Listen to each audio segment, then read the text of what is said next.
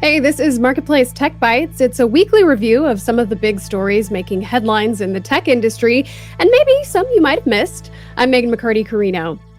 This week, we're talking about X releasing its first global transparency report under Elon Musk. OpenAI's Sam Altman predicts the future of AI's intelligence age. And Meta is updating its AI chatbot with some celebrity voices.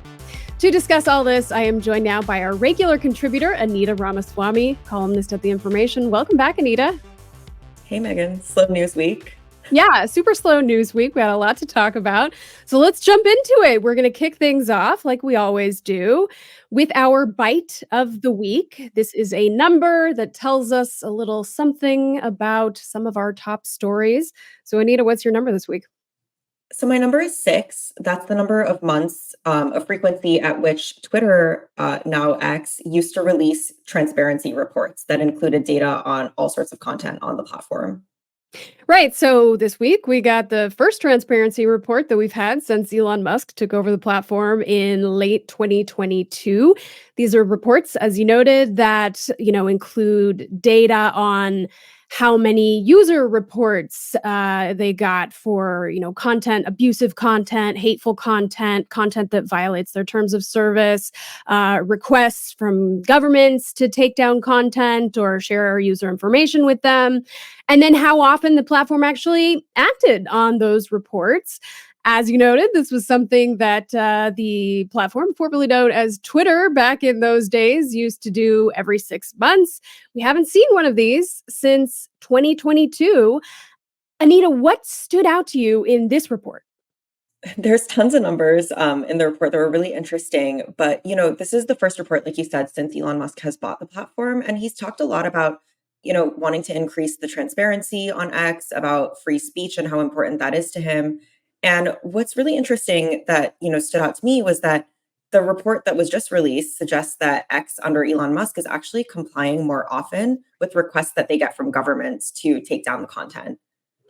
This was really interesting, and we actually talked about this on the show a couple of weeks ago. Some of this data has been reported before, but this data from the transparency report confirmed it, that X is complying with government requests for user information to take down accounts and whatnot.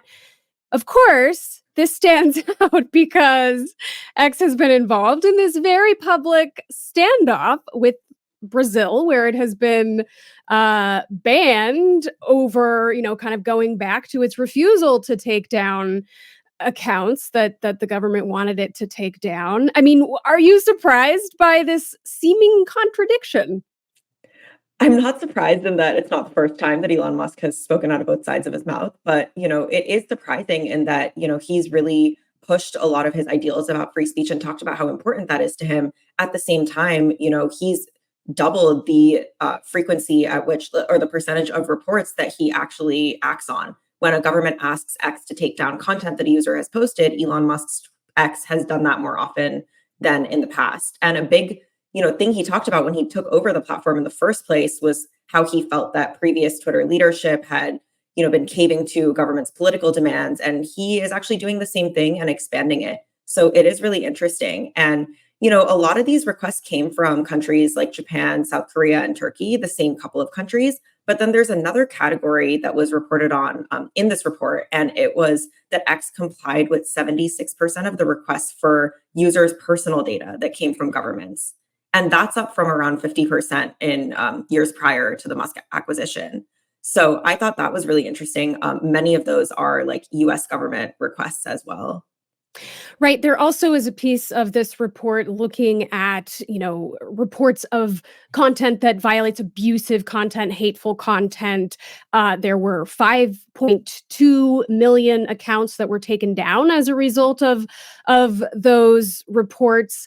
This appears to be a much bigger number than in previous reports. Of course, I think anecdotally, for anyone who's been on the platform over the last couple of years, it definitely feels like a more toxic place, I think, to many of us.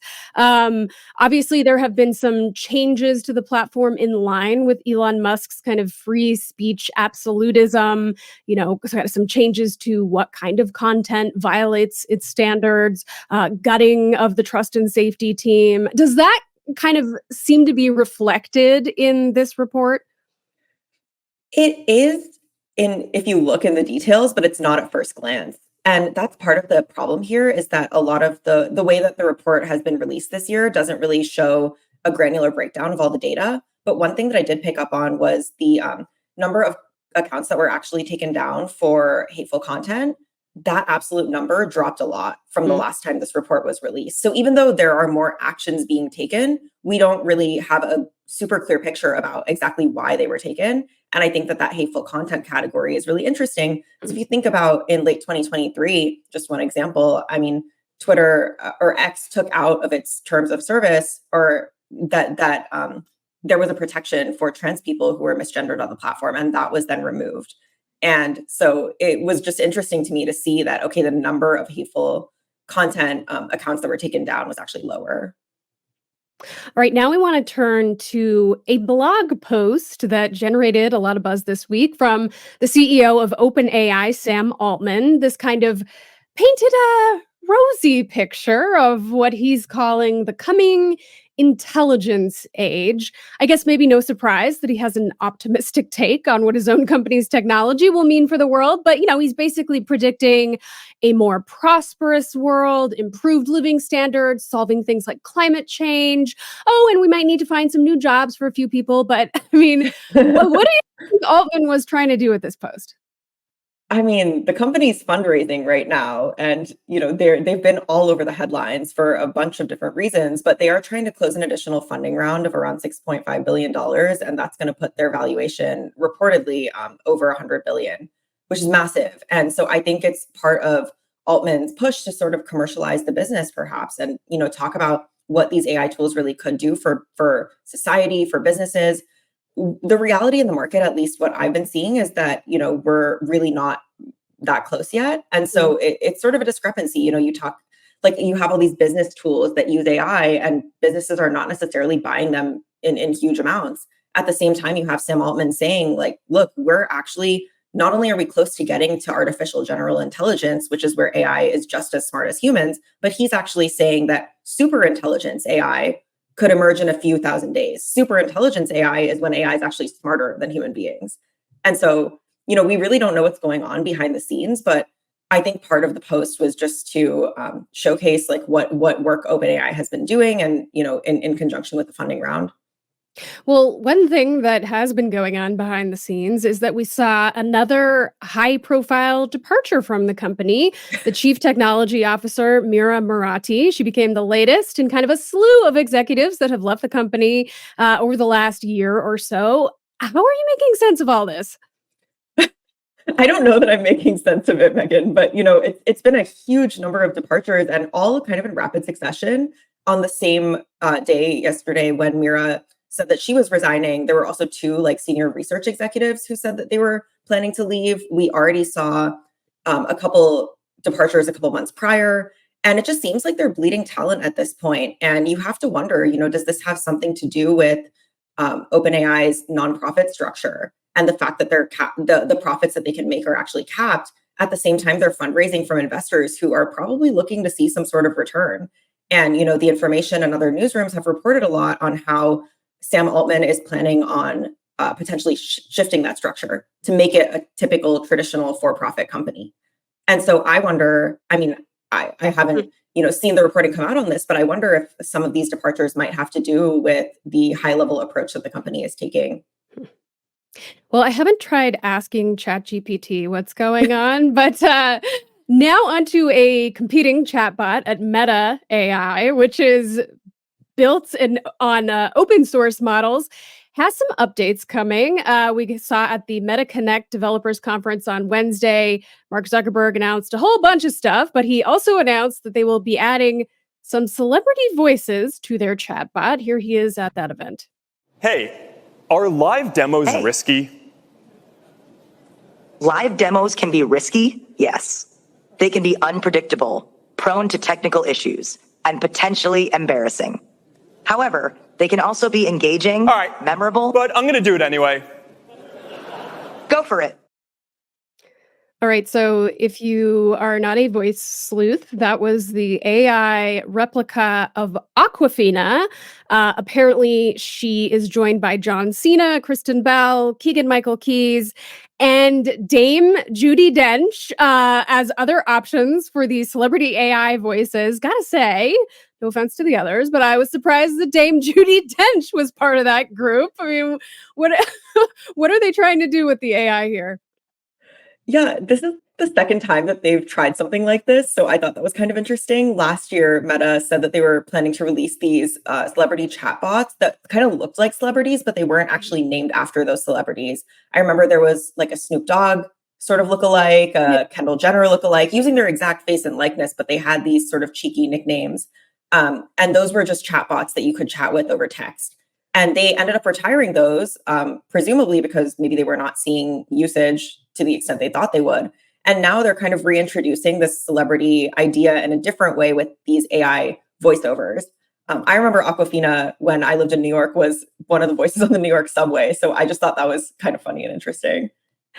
Zuckerberg, in his remarks, said, that a lot of these changes to the AI, they're all about connecting people to humans and the human touch. And I mean, it is definitely kind of a different course to take, having all of these celebrity voices. Of course, OpenAI got into some trouble earlier this year when it debuted its voices, which maybe sounded a little too much like one specific celebrity. Is there some Yeah, the Scarlett Johansson thing, some that was food pretty singing going wild. on? Yeah. When OpenAI ended up they ended up taking down that feature and they changed the voice because Scarlett Johansson was convinced that they had used her voice without authorization, and she spoke on that publicly. I think it's interesting if you think about their strategy and what Meta's doing here. They've kind of pivoted away from just using the likeness of the celebrity and having these celebrities, creators, and influencers have a little bit more say in how they're actually rolling out the chatbots. So, like, another announcement that they had is, it related to the idea that creators can actually get involved in training the chatbot so that it's more like them. It's not just Meta doing it for them; they're actually having more of a say and they're more hands-on in the process, which I think might resonate with fans a little bit more. You don't really want it to be like this tech company that's sort of pretending to be your favorite celebrity. You want to hear from them directly in some way. All right. Well, I think I will be choosing Dame Judi Dench if I should ever interact with Meta AI in the future. Who's your choice? Ooh, I mean, I thought Awkwafina did a pretty good voiceover on the subway, so maybe I'd pick her. All right, Anita Ramaswamy, columnist for The Information. Thank you so much for joining us this week. Thank you. And thanks to all of you for joining us for Marketplace Tech Bytes Week in Review. Daniel Shin produced this episode. I'm Meghan McCarty Carino.